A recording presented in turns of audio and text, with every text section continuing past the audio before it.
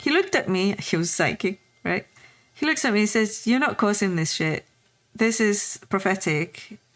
You may be able to affect it. Likelihood is that you won't be able to affect the result, but you're not causing it." I'm like, what? How did you know what I was thinking? You know, it's like, because I'm like you. And he said, "I'm going to tell you a story. And I want you to remember this story."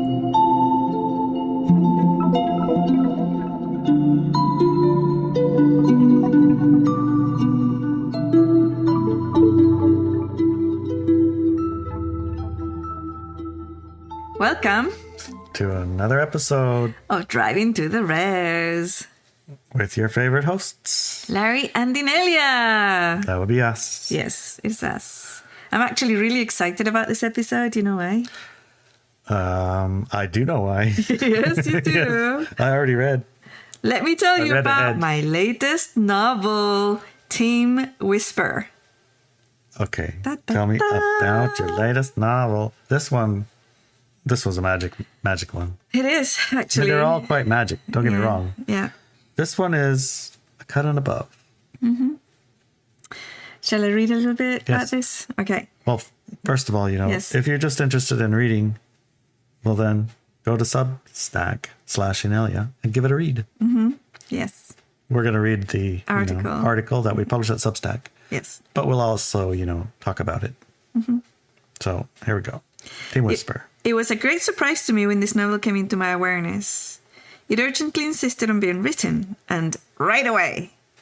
And I remember. It's exclusive of every other project I had going at the time. You do, don't you? We were like, we have all these things on the calendar, and you're like, cancel everything. Cancel everything. I got to We're write not this going book. anywhere. We're writing. 3 weeks. I'm like, everything? Yep, everything. Yeah.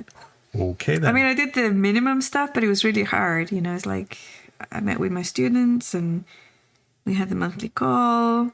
At Walk With Me Now. Yeah, you were this close to canceling that. Everything. Too. Yeah, I nearly cancelled all those things too, but it felt like it was necessary for me, anyways, to take a breather and do the other activities also. But yeah, it was like, stop everything, we're going to write a book. I've learned through not listening in the past that when this level of urgency is present, I may as well buckle down and listen, because what comes has a potential of great impact. And also because it's the energy of urgency arrives, it is because it cannot be postponed to, quote, when I have time, end of quote. Yes, all right. When I got time. When I got time, I'll get on that. You will all of a sudden get time. Yes, you have to. The main character, Josh, is a Native American man who was inducted into a secret program which aimed to weaponize psychic kids. The character himself, Josh, is based on 2 people I know, and their real-life experiences in the program as well as their life afterwards. The other characters are also based on true people and events. All in all, have changed their names, locations, and lives, as well as having created the Josh character to move their story forward. The story being, if they had been fully awake and aware as adults and organized themselves as a group, what could have happened? And what would they have discovered about the beautiful planet we call Earth? Right. Shall I read the blurb? First, I wanted to say, that when you read one of your novels, it's a bit of a fictionalized account of an actual events, and the orders may or may not be accurate, but the information, the data, it's accurate. Yes. Right. Yeah. So these are real experiences that have really happened, but we've generated enough story around it to make it entertaining to read it. Mm-hmm. Because, if we just write a nonfiction book, this is what happens in the My Lab or the tape, it's like there are firewalls to that. Yeah, and also you're not even going to buy it. And yeah, it wouldn't reach the majority of the population of Earth, right? Right, and the customers, it's just you're in a different frame of mind when you're reading a nice, interesting novel, and it allows data to come in. I equate it to like Mishnah books, And when I was I guess from fourth grade all the way through high school. And for international individuals, 4th grade, how old would you be at 4th grade? I don't know, 7, 8. Okay. 6, 7, 8. From the time I knew how to read, I was a constant user of my library card. Nice. I checked out more books than anyone in the history of the library, probably, because that was my thing. Anyway, in the library, there were this thickest books in the library. They're like that giant. They were so big. There were like 5 books in one. Wow, 12 inches? And I was a little bit intimidated by them, and I never checked them out for years. No. I just saw them, I was like, no, I can't do that. No. And then one day, I finally did, right? It's the only books left in the library, probably. Like I read everything. It's like, okay, I might as well bucket on for these giant ones. And I pulled it out, and they were, the one I read, I think it was called Chesapeake. It's really, really giant. And it ended up being a fictionalized, accurate rendering of history. It was the history of the Chesapeake Bay over 10,000 or 50,000 years. And, obviously he couldn't know what the caveman did in Chesapeake Bay, but he made up a caveman and did what a caveman would have done. And it was an excellent way to get the gist of this area's history, right? Right. Yeah. And fascinating. I loved it. And that, to me, is what your books are like. Yes. It's like, that's just a fantastic way to get this information. Yeah. Right? Yeah. And the levels, I mean, why do I do that? Why do I write novels in the first place? That's what actually I like to do. I've been writing novels since before I could write. And my brother... Yeah, okay, before you go too far. Yeah. She's been writing novels since before she could write. Yes. That's, like, to me, it's like, I've been reading books since before I could read. Well, how does that work? Right. I was about to tell you how it worked. Tell me. So... How do you write a book before you can write? When I was very little, before I went to school, and I learned to read and write older than most kids because I was the youngest of the family. And by the time the youngest comes along, it's like nothing's that interesting anymore for the parents or aunties and uncles and grandparents. So I was just left to do my own thing, which didn't include learning how to read and write. So I had to actually learn to read and write when they put me in school, which was when I was 6, right? So this was before I went to school. And traditionally, in my lineage, both European and Native American, wisdom was imparted through storytelling. And there's several storytellers in my family. Anyways, I was super young, and I was looking at a book, and my brother read it to me because he was the second youngest, and he learned to read when he was 3 or 4 or something. But he was also like 4 or 5 years older than me. I can't remember exactly how many. So by the time I was 3 or 4, he knew how to read and write. And he was an avid reader. And I was fascinated by the things that he would read. And then a story came through, right? My first novel. And I didn't know how to put it on paper because I didn't know how to write. And I really wanted to. And my brother said, "Oh, I know a way." He said, and he showed me the first time that I seen a comic. He showed me a comic book. He says, "This is the way you can tell your story. You just draw pictures showing what happens in your story." And I'm like, "Oh, wow, that's amazing. I can do that. I can draw." And I was able to draw really well when I was a little kid. I mean, it was stickman, right? But it was really good for the age. It was decipherable. Yeah, actually, it was more than decipherable. I was a good draw. I could draw really well. Then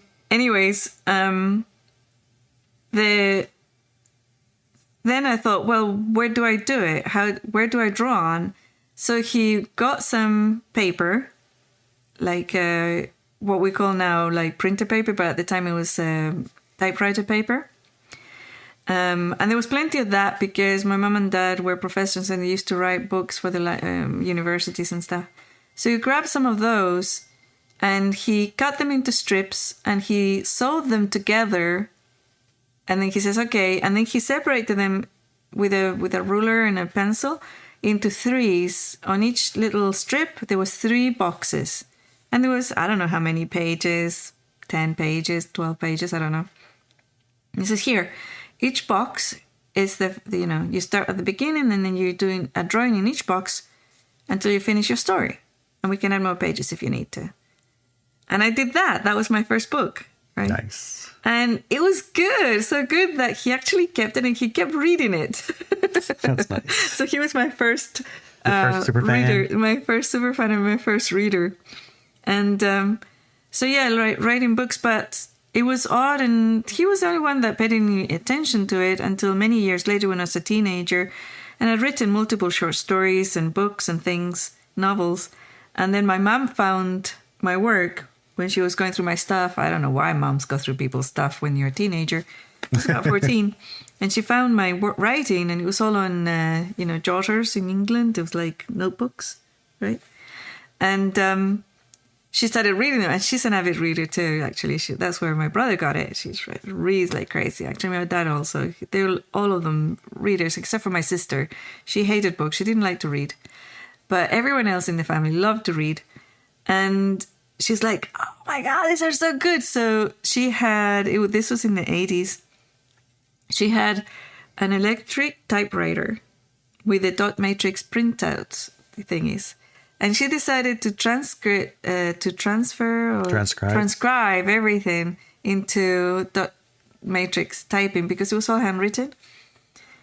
So she did that, right? And she did my short stories, my novel. And then my first full-length novel was there because before that I would only write short stories and novelettes, which is like 20,000 words is a novelette, right?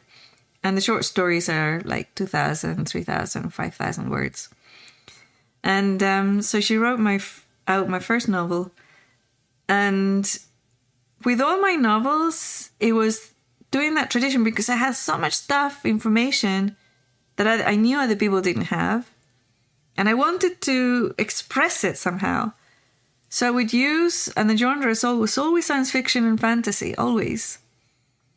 And I would use that medium to bring in that information, even then. And a few years ago, my brother found the first chapter of my novel that I wrote when I was 14 and sent it to me. He took pictures of it in the dot matrix printout. Yeah. And I was reading it. I read it and I was thinking, oh my God, this is freaking good. I didn't know I was such a good writer at 14. I mean, I could hardly speak English, but I wrote it right in English. And it was amazing. And the characters, and it's like all the information is the exact same information I'm teaching these days. It's the same stuff. So that's the energy. A person can read it and be extremely entertained. It's a page turner. My novels are page turners. You can go at that level, or you can get the information and data, right? And I remember one book in the past, you proofread and you forgot half the book. Remember that? I got done proofreading it, and then you said, okay, now we made a pass. It's time to make a second pass because you'll often miss a lot of things. Yes. And so I started again, and I got to halfway through the book, and that was the end as far as I remembered it. And there was a whole nother half of a book. It's like, yeah. How did that happen? Where did that come from? That was odd. Yeah, that was super cool. Anyway, so that's the writing process, you know. Process and style. So how about the blurb? Okay, here's the book blurb. The book blurb from Team Whisper. Yes. Prepare for a mind-bending journey as Josh, a man with extraordinary abilities, chooses to bury his power in a world that deems them psychotic. Living a life of normancy and drowning in a haze of powerlessness and alcohol, he must now confront the chilling reality that remembering his true self could endanger everyone he holds dear. Brace yourself for a thrilling adventure where amnesia becomes the battleground for Earth's fate. Can Josh rise above his forgotten talents and save the world from sinister forces? Discover a heart-pounding tale of forgotten powers, mortal dangers, and an epic battle for humanity. I gotta tell you, the book starts and you have no idea what's coming. Because from where it starts, you go like, who is this guy? Yeah. So just to say, it's not for kiddies. It's not a child's book, no. It's not a child book. There's swear I words. wouldn't read it to a child or play the audiobook for a child. No. It's definitely PG-13. Yeah. Parental guidance here, you know? Yeah. There's no, horrible, but no, it's adult, not porno, right? Adult language and adult topic and adult subject. It's pretty strong language and it's pretty strong topics. Yep. So I wouldn't read it to a child. This is not for children. Maybe young adults, but not children. So on April 8th, which is in a few days, if you're just listening to this in April 2024, otherwise you can find it somewhere else, but I'll tell you where. On April 8th, 2024, we will have a launch party for this novel. Having a launch party for a novel is something new for me. I haven't officially launched any of my previous novels, and most of them go unheard of and undiscovered. Now, with this novel, everything about this novel has been different to all of the other novels I have written. From the time it took to put the first draft down, 3 weeks, to employing a professional actor for the audiobook, to publishing an audiobook, all new experiences. Because usually it's more length of time to get the book down. And there's books that are about halfway done that aren't even still done in years later. Well, there's one that's finished. And there's one that's finished even that's still not finished. Not completely finished. I haven't done the last proofing of it. And it's like sitting there. That's the third of the Earth Files novels. Right. It's finished. But this one wanted to be done now. Before. Get this done and get it out. Yeah, before the other one. So. And the audiobook format in a format that we've never done before. Done. Right. And this novel lends itself to that format perfectly. Yeah. Well, it was written so that it could be read, actually. One of the things that people ask about why I write novels is why I write novels. Sorry, I was just in the other book right now. Why I write novels. And I remind them of my heritage. My novels are very entertaining page turners, but they're not written just for pure entertainment. They follow the pattern and paths of wisdom keeping and imparting through storytelling. Recently, at a formal author interview, the interviewers asked me, "Does this book have a message?" And I was a bit taken aback by the question. Mostly because it's not just one message. But also because it's like, why else would you write a book, right? Well, does it? I asked myself. Yes, it has many messages. The main one are about agreement. The fact that nothing can happen in our lives without our conscious or subconscious agreement. That this agreement may or may not be truly our chosen path.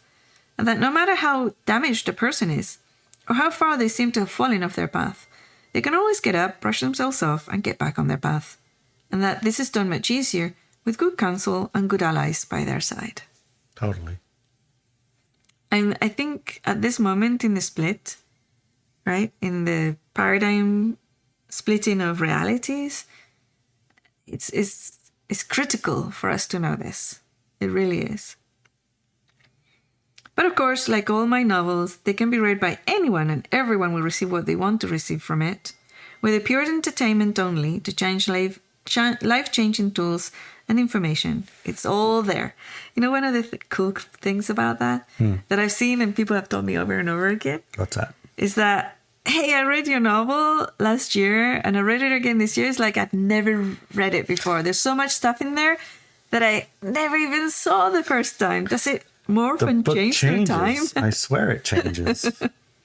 Well, it's the person that changes. Oh.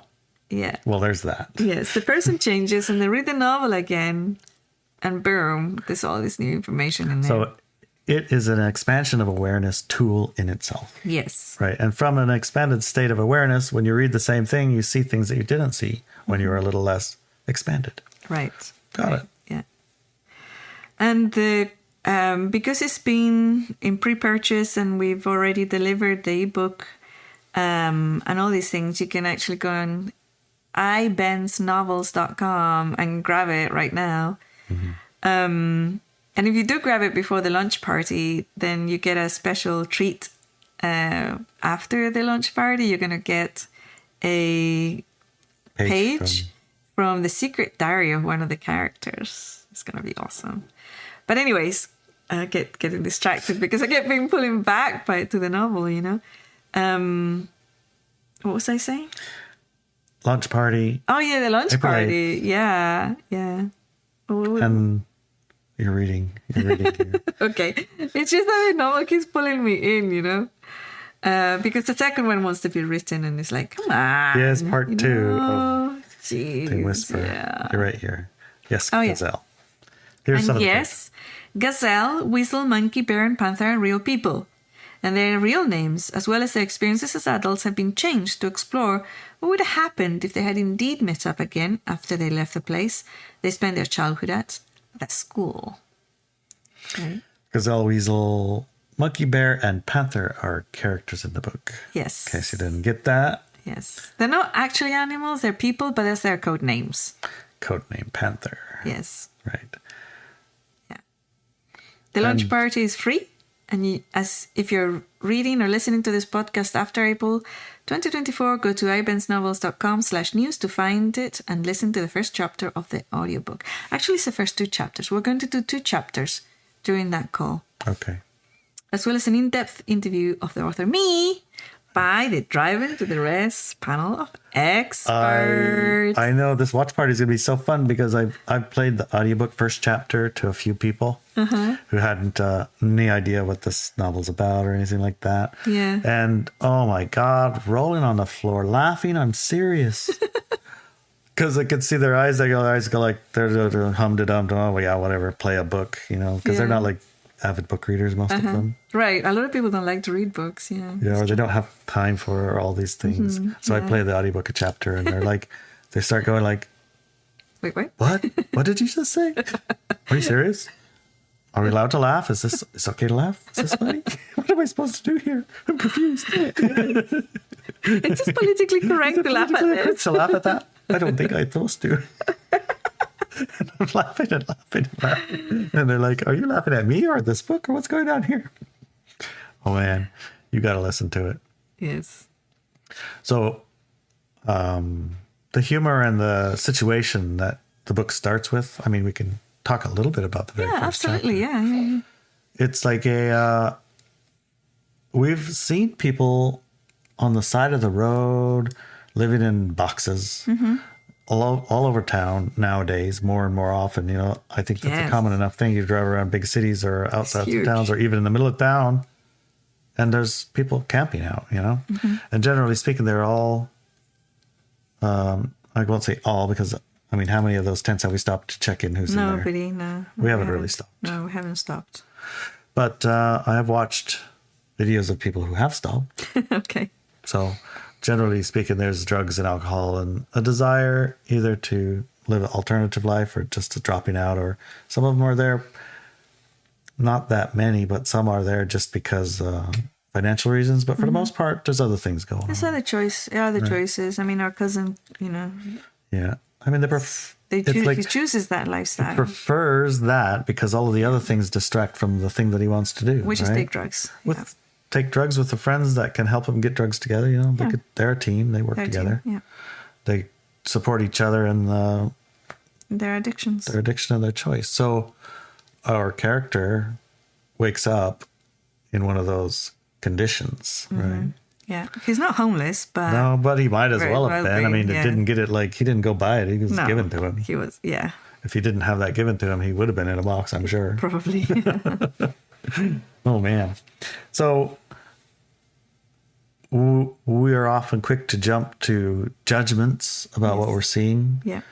that they're a waste of this or that, or there's, I mean, many of the people listening to our podcast probably are high frequency people. So generally speaking, our jump to will be they're some form of a victim, right? They're a victim Yeah, of they some had circumstance. They had a tough time of life and blah, blah, blah. Sort of ignoring the fact that most of us have also gone through these same same situations. things too, and yeah. we're not in a box on the street. Right. But we jump to that because we're empathetic and compassionate and that kind of thing. Yeah. And when you meet Josh, you're going to have those things and maybe worse. It's like, man. Yes. So I don't really want to spoiler it too much, but you kind of get the picture. So Josh isn't a bad guy. No, he's not a bad guy. He's the opposite, actually. He's the only good guy in the entire book. He's the original light worker, right? He's the original light worker. Totally. Yeah. So, But we have to understand that he was also weaponized as a kid because he has psychic abilities, right? Like so it happened to many weaponized of empathy things and things like that. Yes. Topics like that is like, how can empathy be weaponized, right? Yeah. And how can a powerful light worker who only wants to do good be, I guess, manipulated in doing, Bad things. I guess I would say bad things. I mean, good and bad things. There are bad things. Yeah. Right? How could he be manipulated into doing that? And what's the consequence of becoming aware of that? Right. Right. It's a lot of things that you will explore in this novel. And I think that, it's likely that not many of us are actually, went to this school, but at one level or another, We kind of did. we kind of did. Yeah. At a level of societal programming or the way in which we figured out how to handle the fact that we could see more than other people, that we're different to other people, all of those things. You didn't need to go to a special school to be weaponized to have those experiences. I think a lot of people can relate. And even I've met many individuals who had most of their adult life spent in a haze of alcohol to suppress their psychic abilities, right? It's like that is true I remember when I was 16 or so, or 15, I was visiting with some friends, and I'd had one of those dreams that didn't come true. And I would been questioning about, was that a dream that I had prophetic, or am I creating the situation and it's going to happen because I'm creating it? And it was killing me inside.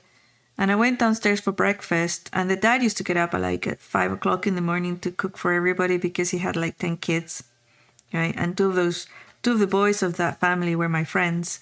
They were about the same age as me.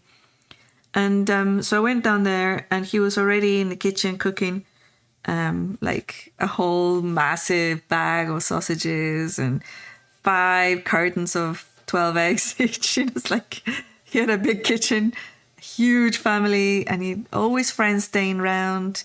Always, he would pick up homeless people as well. Not just random homeless people. He was street smart, very street smart. But, friends would falling off the wagon and stuff like that. But anyways, he told me a story, right? He said, he looked at me, he was psychic, right? He looks at me, he says, "You're not causing this shit.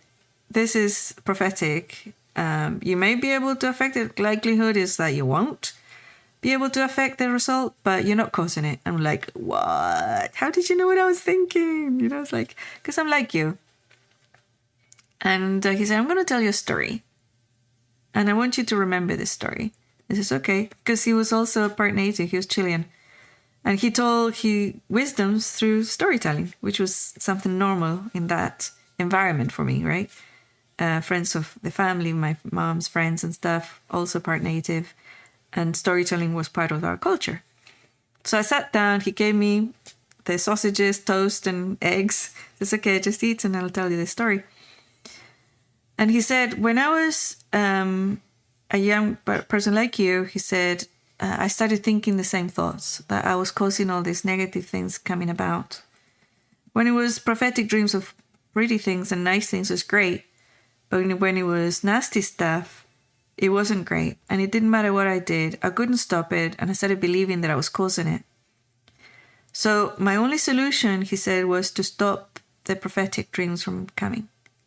And the best way that I found, the best method that I found, was to always be drunk. So I started drinking alcohol, a lot of it. And the years went by, a decade went by, another decade went by, and in the meantime, I had grown up, I'd got married, I'd had kids, I lost my family, I lost my jobs, I then got married again, had more kids, and I lost them too, all because of this drinking. And then I decided, you know what, I'm just going to drink until I die. I'm going to drink to death. And all so that those dreams wouldn't come, that knowing wouldn't come. And the only way I could stop it was by drinking so much alcohol that I would pass out all the time. Like, whoa, okay. So he said, one day when I took that final decision, I'm going to kill myself through alcohol poisoning, I sat down, had several bottles, and I took them all. And he said, the next thing I know is I wake up in a hospital morgue. In the morgue? Yes. Wow. He woke up, and this is Chile in the 1960s. I don't know. I think it was the 60s, maybe 50s. This was a long time ago. And he was an old guy by the time I met him. He said in that hospital, it was the public hospital, so they didn't have the little boxes where you put the dead bodies. They threw them in a room. There was a pile of corpses, and I woke up in the pile of corpses. My gosh. Yeah, it was a bad experience. I wake up, I look around, and I start screaming, right? So some people arrive all scared and everything. They pull me out of there, and they tell me that I had arrived at the hospital dead, and looked down, and I looked down, and his body was 3 or 4 times the size because his liver was about to explode, right? So I put him on a stretcher, took him to a room, and then a surgeon came in, a very tired, overworked surgeon entered the room, and he says, all right then, he says, here's the thing. I've got a whole bunch of surgeries to do for people who want to live and who are going to stay sober. And I'd rather spend my time with them than with you, who obviously have drunk yourself to death because you were dead when you got here. And your liver needs to be cut down because otherwise you're going to die again. It needs to be they have to cut most of it off or something. I don't know. He told me that it had to be shrunk by surgery or whatever. It's cut off, like a lot of it off. I think most of it was dead or something. I don't know what that is, how it works or anything. So he says, you have to make a decision and you have to make it now. Do I spend the next 10, 12, 20 hours operating on you, spend all that time that I could be saving other people, or and you're going to stay sober for the rest of your life and you're going to make good for your life? Or shall I go and spend that time with others, because the first thing you're going to do when you come out of this hospital is go to the nearest bar and get drunk? So what's it going to be? So he took the decision, obviously, right? Says, yes, I'm going to stay alive and I'm going to stay sober. Okay. I wonder why he picked then. I don't know. I guess sometimes, they do say you got to hit rock bottom, and I don't think it's much worse than waking up in a pile of corpses. I don't think so. He made that choice, right? Right. And so the surgeon spent how many hours, a couple of days working on his liver.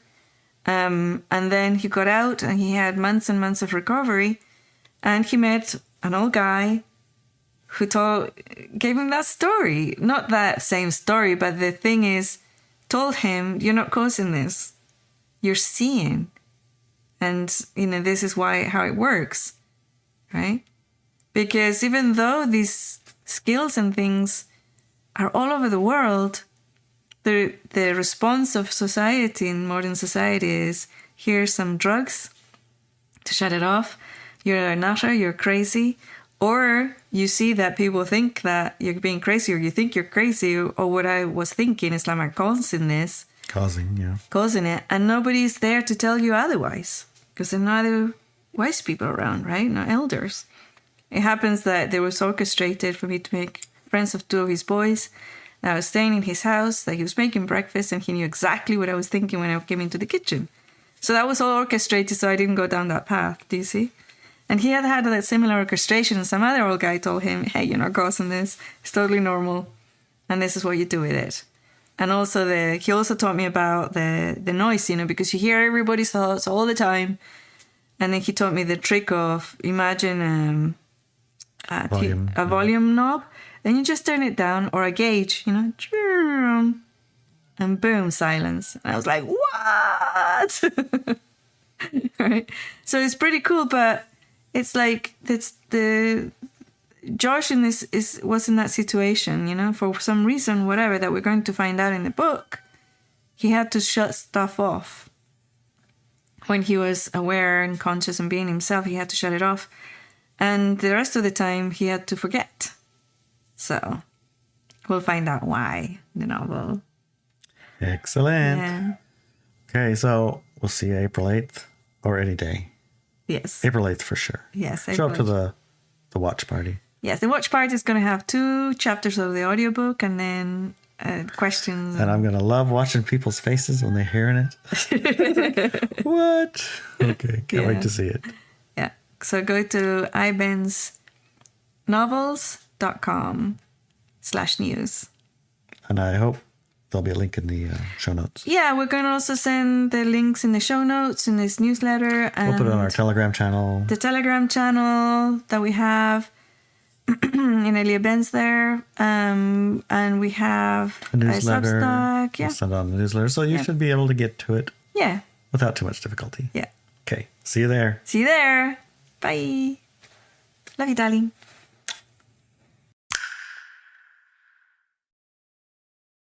So the Man Who Stared at Ghosts is a movie about one of these programs with adults where they were trying to make, by just looking at the ghosts or the brains, trying to give them some sort of stroke or something, and the goat would die. And I don't remember how the movie went, but in real life, it's possible. That's actually possible. People can do that.